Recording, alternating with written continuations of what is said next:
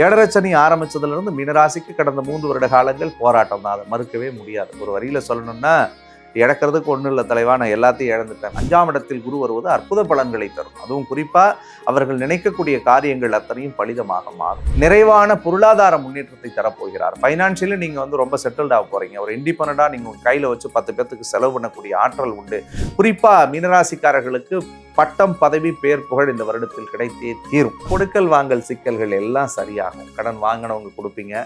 உங்களுக்கு வர வேண்டிய பணம் உங்கள்கிட்ட சேரக்கூடிய சூழலை தரும்.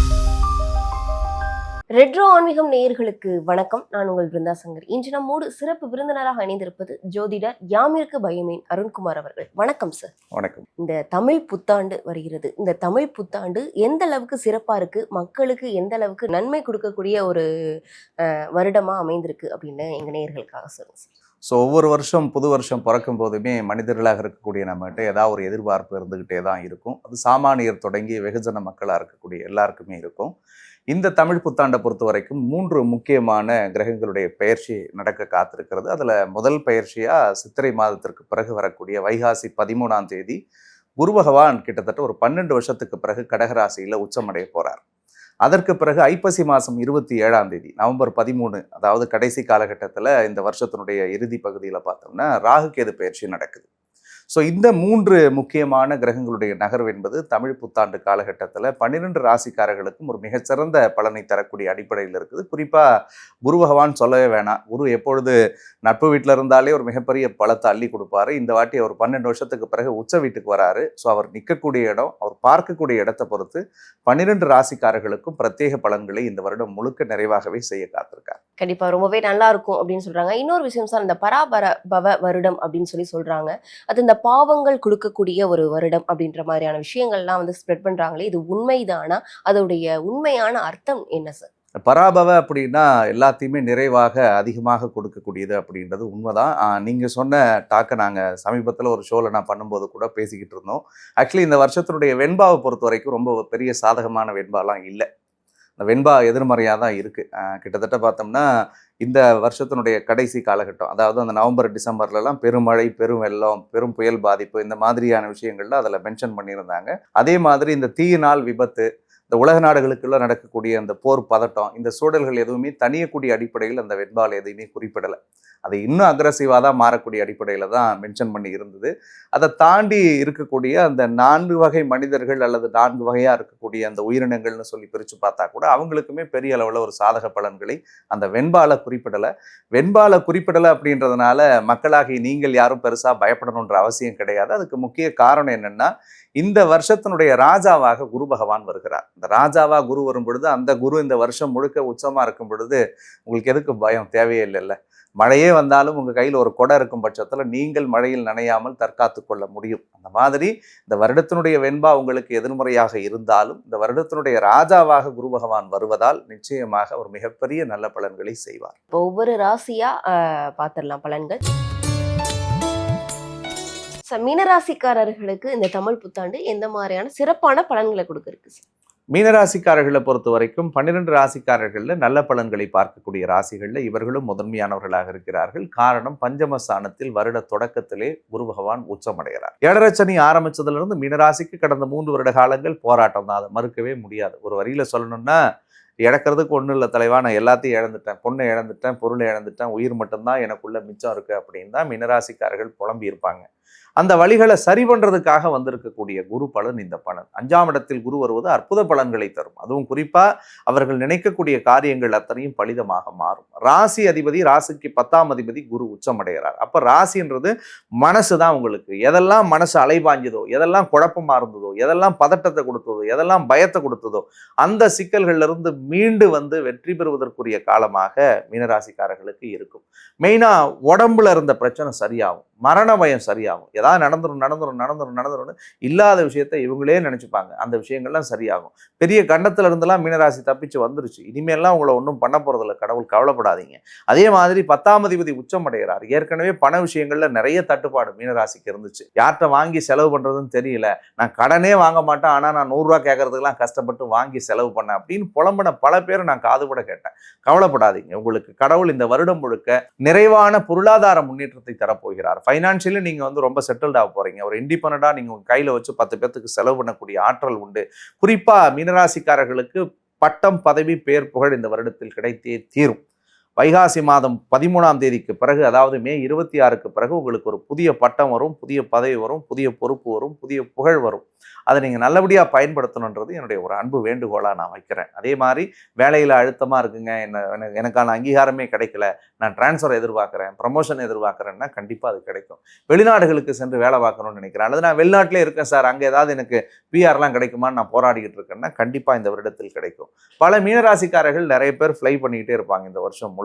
ஏன்னா அது நவம்பர் மாதம் 13 வரைக்கும் 12ல் ராகு இருக்கிறதுனால தூரதேச பயணங்கள் நிறைய அதிகரிக்கக்கூடியதாக இருக்கும். வெளிநாடு உள்நாடு வாணிபம் பண்றவங்க, இம்போர்ட் எக்ஸ்போர்ட் ரிலேட்டடான பிசினஸ் செய்யறவங்களுக்கு எல்லாம் ஒரு அனுகூல பிராப்தத்தை தரக்கூடிய காலமா இருக்கும். பல பேர் கல்யாண வயசுல இருந்து திருமணத்தை எதிர்பார்த்து தடையாகவே இருந்துச்சுங்க. இந்த 3 வருஷமா வரன் பார்த்துக்கிட்டே இருக்கும், வருது போதுன்னு புலம்பின தாய்மார்களாக இருக்கட்டும், அல்லது பார்த்துட்டு இருக்கக்கூடிய நீங்க மீனராசிக்காரர்களாக இருந்தாலும் சரிதான், நிச்சயமாக திருமண சோபங்களை யோகம் இந்த வருடத்தில் உங்களுக்கு கூடி வந்தே தீரும். ஏற்கனவே கல்யாணம் ஆகி இந்த 7 சனியில புருஷன் முண்டாட்டிக்குள்ள சண்டை சச்சரவா வாழ்ந்துகிட்டு இருக்குங்க. இந்த 3 வருஷமா எது சொன்னாலும் அவருக்கு ஆகல, அவர் ஒன்று சொன்னா எனக்கு ஆகலன்னு சொல்லிலாம் புலம்பிட்டு இருந்தவங்கலாம் அந்யோன்யத்தோட, ஒற்றுமையோட, சந்தோஷத்தோட இருக்கக்கூடிய காலம் இருக்கும்.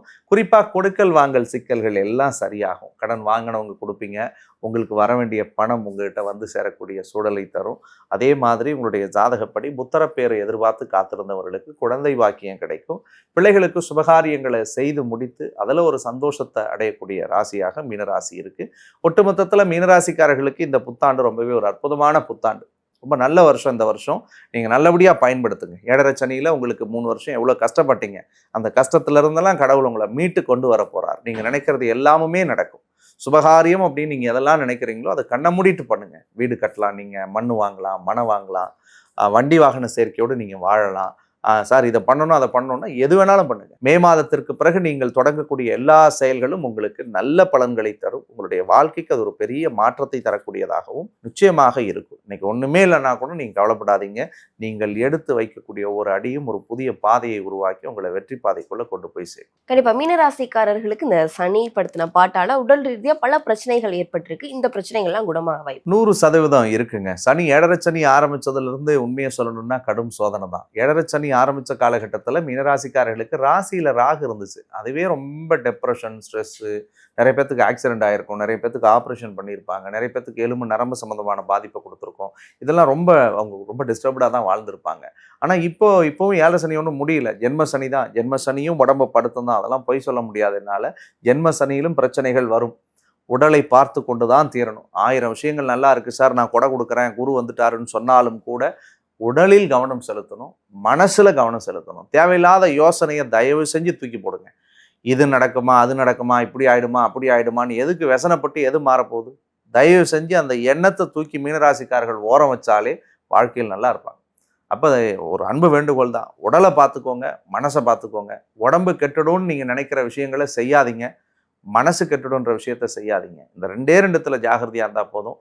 இந்த வருடம் முழுக்க நீங்க ராஜா தான். இடர்பாடுகளை தீர்ப்பதற்கு எந்த மாதிரியான தெய்வத்தை வழிபட்டால் இவர்கள் சிறப்பா இருப்பாங்க? மீனராசிக்காரர்கள் பொதுவா சனிக்கிழமையில சனீஸ்வர பகவானுடைய வழிபாடு செய்யறது ரொம்பவே நல்லது. ஏன்னா ஜென்ம சனி உங்களுக்கு நடந்துட்டு இருக்கிறதுனால பக்கத்துல எந்த கோவில் சனி பகவானுக்குரிய கோவில் இருந்தாலும் சரிதான், அல்லது சிவன் கோவிலே சனி பகவான் நவகிரகத்துல இருக்கக்கூடியவர்களா இருந்தாலும் சரிதான், சனிக்கிழமை அன்னைக்கு போயிட்டு ஒரு 2 நல்லெண்ணெய் தீபம் மாதிரி ஏற்றி வச்சுட்டு இவங்களால முடிஞ்ச ஏதாவது ஒரு தானத்தை செஞ்சுட்டு வாங்க. தானம் பொழுது உங்களால முடிஞ்ச ஏதாவது ஒரு சாக்லேட்டோ ஒரு பிஸ்கெட்டோ யாருக்கு வேணாலும் செய்யலாம், அல்லது ஒரு சுண்டல் மாதிரி படைச்சு எடுத்துகிட்டு போயிட்டு கூட சனிக்கிழமைக்கு உங்கள் கையால் ஒரு 10 பேர்த்துக்கு கொடுங்க.